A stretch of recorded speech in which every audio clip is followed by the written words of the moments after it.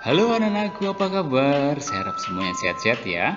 Walaupun kalian di rumah, tetapi tetap semangat. Oke? Nah, anak-anakku, hari ini kita akan belajar tema baru, yaitu tanda salib. Pasti kita sudah pernah ya melakukan ini, dan pasti juga sudah bisa melakukan doa ini. Nah, tetapi apa sih artinya doa tanda salib itu? Nah, nanti kan kita lihat sama-sama. Tetapi sebelumnya kita akan awali kegiatan kita dengan doa. Ya, kita juga akan mengawali kegiatan kita dengan berdoa. Ya, kita siapkan nanti kita mau berdoa. Marilah kita berdoa. Dalam nama Bapa dan Putra dan Roh Kudus. Amin. Tuhan, kami berterima kasih kepadamu karena Engkau rela menderita dan wafat di kayu salib untuk menebus dosa semua orang. Amin. Dalam nama Bapa dan Putra dan Roh Kudus. Amin. Oke, kita sudah mengawali pembelajaran kita dengan berdoa. Nah, kalau saya bertanya, apa arti doa tanda salib itu? Ya, setiap kali kita melakukan, kita tahu nggak sih apa artinya? Nah, jadi sebetulnya ya, kalau kita ya menandai diri kita dengan tanda salib atau membuat tanda salib, berarti kita sudah mengungkapkan iman kita. Ya, iman kita akan apa? Iman kita akan Allah Tritunggal Maha Kudus, yaitu Allah Bapa, Putra, dan Roh Kudus. Nah, itu ya. Terus yang berikutnya, kalau kita membuat tanda salib atau menandai diri kita dengan tanda salib, juga berarti apa? Juga berarti mengenangkan cinta Yesus. Loh, kok bisa mengenangkan cinta Yesus ya? Ya bisa dong, karena apa? Karena demi cintanya kepada Allah dan manusia, Yesus rela wafat di salib ya untuk menebus semua dosa-dosa umat manusia ya. Jadi jelas ya, membuat tanda salib berarti kita mengenangkan cinta Yesus, cinta Allah kepada kita. Ya, Yesus rela wafat di salib untuk menebus dosa-dosa kita. Nah, dan membuat tanda salib juga berarti kita menyatakan diri bahwa kita ini berharga. Ya, kita ini berarti. Maka apa? Maka Allah memberikan kita pengampunan, memberikan kita tebusan atas dosa-dosa kita. Juga ya, dengan membuat tanda salib, maka kehadiran kita bermakna untuk mengenal Allah, bahwa Allah Tritunggal itu mau kita kenal ya. Terus kemudian kita juga diajak untuk mencintai Allah dan melayani Allah melalui sesama. Nah, itu arti doa tanda salib. Jadi ketika nanti teman-teman, anak-anakku membuat tanda salib, itu artinya ya, satu, mengungkapkan iman kita akan Tritunggal Maha Kudus, kemudian mengenangkan cinta Tuhan, dan kita menjadi pribadi yang berharga. Kita menjadi pribadi yang diajak untuk mengenal Allah, mencintai Allah, dan melayani Allah melalui sesama. Oke, gitu ya, jelas ya.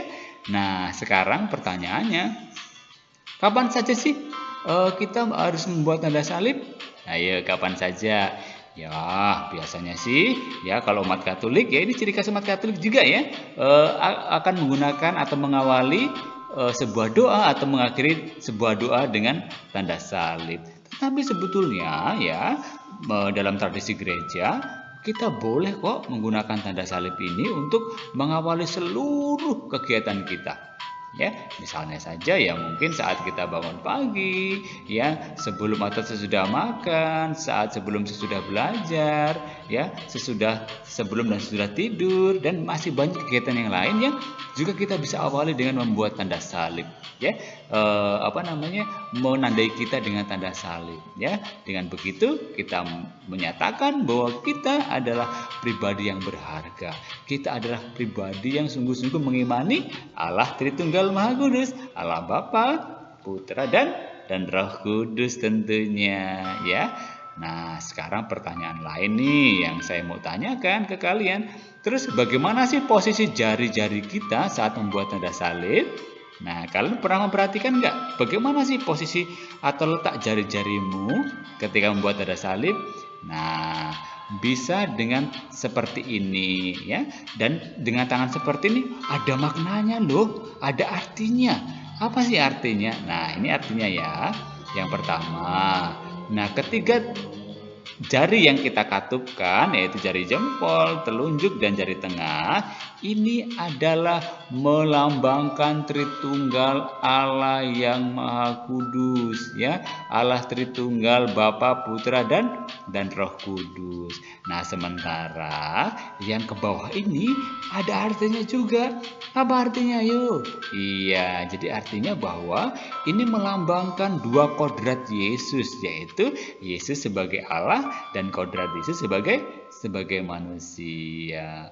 Terus emang kalau nggak seperti ini nggak boleh ya membuat tanda salib? Boleh juga. Nah, biasanya juga bisa menggunakan kelima jari kita. Nah, ini juga ada maknanya loh. Maknanya apa sih?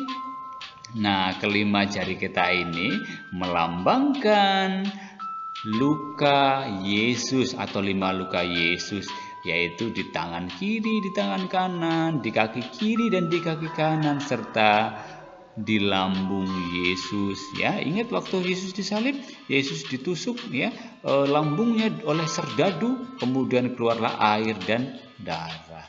Nah, itu 5 jari yang juga melambangkan 5 luka Yesus. Ya, ingat ya. Atau juga bisa diartikan sebagai keterbukaan atau berkat ya, bahwa kita terbuka ya, dan juga kita juga memberkati diri kita. Ya, karena membuat tanda salib itu berarti menandai diri kita dengan salib, juga bisa berarti bahwa kita memberkati diri kita. Gitu ya. Nah, itu letak atau arti dari tanda salib jari-jari kita ya.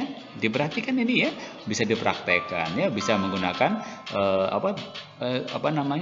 jari-jari posisi seperti ini ya. Oke. Nah, sekarang kemudian pertanyaan lagi. Nah, bagaimana kita harus membuat tanda salib?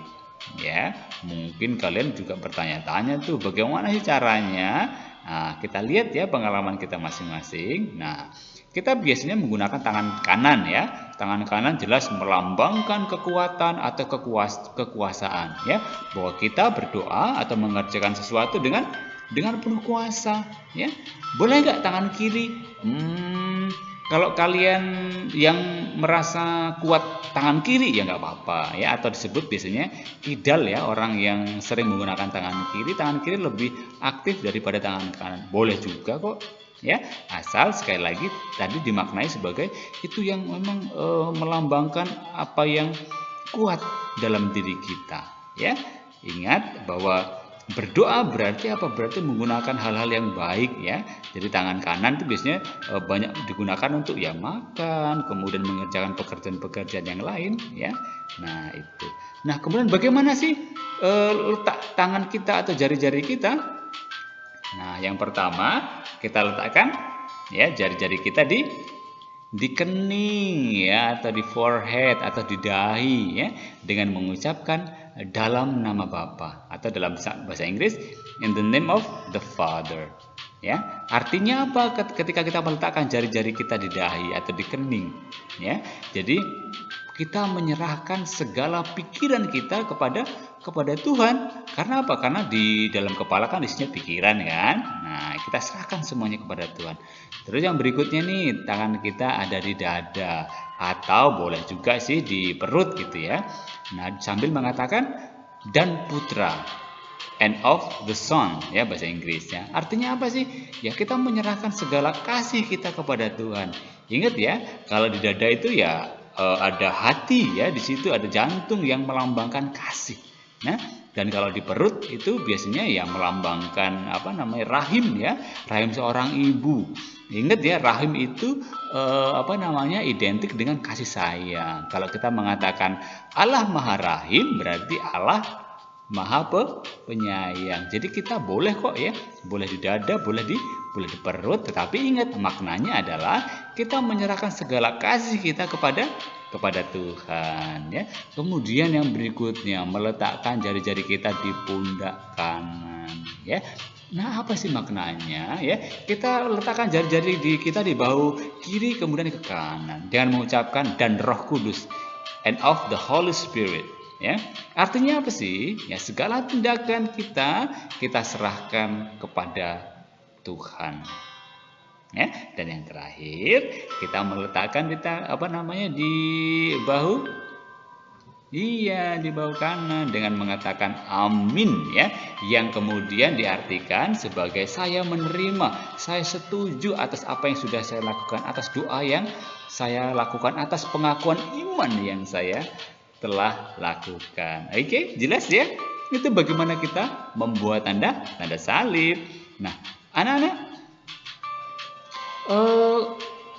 kita ya sebagai orang Katolik sekali lagi biasanya membuka dan menutup doa dengan tanda salib ya. Kita juga boleh ya sebetulnya untuk membuat tanda salib ini ya sebelum memulai atau menyudahi segala aktivitas, karena sekali lagi tanda salib juga merupakan doa, karena apa? Mengungkapkan isi iman kita ya. Kemudian membuat tanda salib juga kita sekali lagi mengakui dan memuliakan Allah Tritunggal Maha Kudus ya, Allah Bapa, Putra dan Roh Kudus. Ingat ya, tanda salib juga berarti kita sekali lagi mengenangkan cinta Yesus yang wafat di salib untuk menebus dosa manusia. Lihat gambar itu. Itulah penderitaan dan pengorbanan Yesus untuk kita. Rela wafat, sengsara ya di kayu salib. Nah, kemudian membuat tanda salib juga harus keluar dari hati kita ya, dari hati kita yang paling dalam. Karena apa? Karena sekali lagi merupakan ungkapan iman dan cinta dan juga harapan kepada Tuhan ya. Tuhan mencintai kita, kita juga harus mencintai Tuhan ya. Nah, jadi membuat tanda salib itu harus dengan hormat, dengan sopan ya, tidak boleh main-main ya. Karena apa? Sekali lagi harus diungkapkan dengan segenap hati. Oke? Nah, anak-anakku, demikian pembelajaran kita mengenai doa tanda salib. Iya, saya harap ini merupakan pembelajaran yang menarik buat kalian. Karena apa? Karena setiap hari kalian lakukan. Nah, sekarang kalian sudah tahu ya apa sih maknanya, apa sih artinya. Oke? Nah, kan kita akan akhiri dengan doa. Mari kita siapkan hati, kita mau berdoa. Dalam nama Bapa dan Putra dan Roh Kudus. Amin. Tuhan Yesus, terima kasih atas pengorbanan dan cinta-Mu kepada kami. Bantulah kami untuk selalu berdoa dan menghormati salib-Mu. Dalam nama Bapa dan Putra dan Roh Kudus. Amin. Oke anak-anakku, kita sudah selesai pembelajaran kita hari ini. Nah, untuk sebagai penilaian kita, nah silakan kerjakan di buku ya.